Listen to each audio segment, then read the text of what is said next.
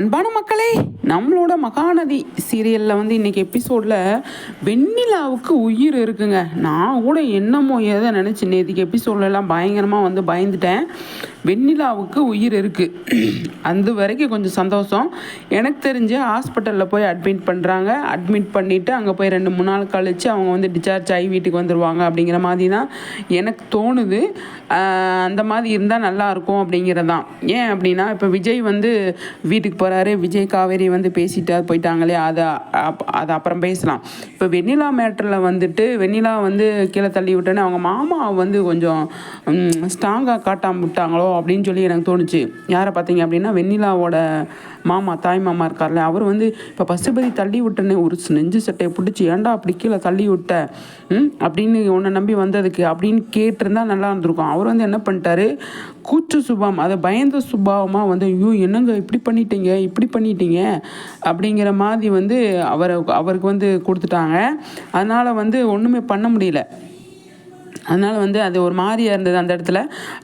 அவர் தான் வந்து இப்போ ராகினி வந்து சொல்ல கொஞ்சம் உயிர் இருக்குது, வந்து ஹாஸ்பிட்டலுக்கு கூப்பிட்டு போங்க அப்படின்னா அந்த இடத்துல அவர் பயங்கரமாக வந்து பேசிட்டாரு அப்படிங்கிறது. ஹாஸ்பிட்டலுக்கு கூப்பிட்டு போயிட்டு அங்கே போயிட்டு பார்த்தீங்க அப்படின்னா கண்டிப்பாக வந்து உயிர் இருக்குது, அவங்க பொழைச்சிப்பாங்க அப்படின்னு தான் நான் நினைக்கிறேன்.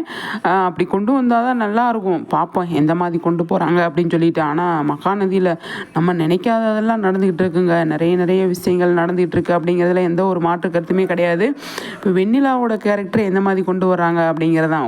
முடிச்சு விடணும் அப்படின்னா அதுக்கப்புறம் சீன் இல்லை அப்படிங்கிறது. வெண்ணிலா இருந்தால் கொஞ்சம் எப்படி இருக்கும் அப்படிங்கிறத வந்து அவங்க யோசிச்சுருப்பாங்க. இப்போ ஹாஸ்பிட்டலில் போய் இருக்கிறதுனால விஜய்க்கு தெரிய வருது. அதுக்கப்புறம் வெண்ணிலாவோட கதை என்ன அப்படிங்கிறது தான் நம்ம அடுத்தடுத்து யோசிக்கணும். ஆனால் வெண்ணிலா வந்து உயிரோடு இருக்காங்க அப்படிங்கிறது கொஞ்சம் மனசுக்கு ஆறுதலான விஷயம். எனக்கு இதில் ஒரு டவுட்டுங்க. இந்த சாரதா வந்து ஒரே அமைதியாக இருக்காங்க. நம்ம எதிர்பார்த்தா பெரிய ப்ராப்ளத்தை க்ரியேட் பண்ணுவாங்க, காவேரி வந்தோடனே பெரிய பிரச்சனையை உண்டு பண்ணுவாங்க அப்படின்னு நான் நினச்சேன். ஆனால் அமைதியாக இருக்காங்க. அவங்க ஏதோ பெருசாக பண்ணுவாங்களோ அப்படின்னு சொல்லி தோணுது. சாரதா வந்து அமைதியாக இருக்காங்க அப்படின்னா காவேரி எந்திரிச்சோன்னே ஏதாவது பெரிய பிரச்சனையை க்ரியேட் பண்ணுறதுக்கு தான் அவங்க வந்து ரெடி ஆகிட்டு இருக்காங்க அப்படிங்கிறதுல நமக்கு எந்த டவுட்டுமே கிடையாது. அந்த மாதிரி நம்ம தப்பு கணக்கு அதாவது சாரதா சமாதானம் ஆயிட்டாங்க அப்படின்னு நம்ம தப்பு கணக்கு போடவே கூடாது. கரெக்டாக அவங்க வந்து கல்கத்தா காளி அப்படின்ற மாதிரி கொண்டு வந்தாங்க. இந்த வெண்ணிலாவும் இந்த சாரதாவை பற்றி பேசணும் அப்படிங்கிறத இந்த வீடியோவில் கண்டிப்பாக வந்து இவங்க 2 பேருமே பெரிய விஜய்க்கு வந்து சிக்கலாக தான் இருப்பாங்க அப்படின்னு நான் நினைக்கிறேன். வெண்ணிலாவும் தொடர்ச்சியாக இருப்பாங்கன்னு தான் தோணுது.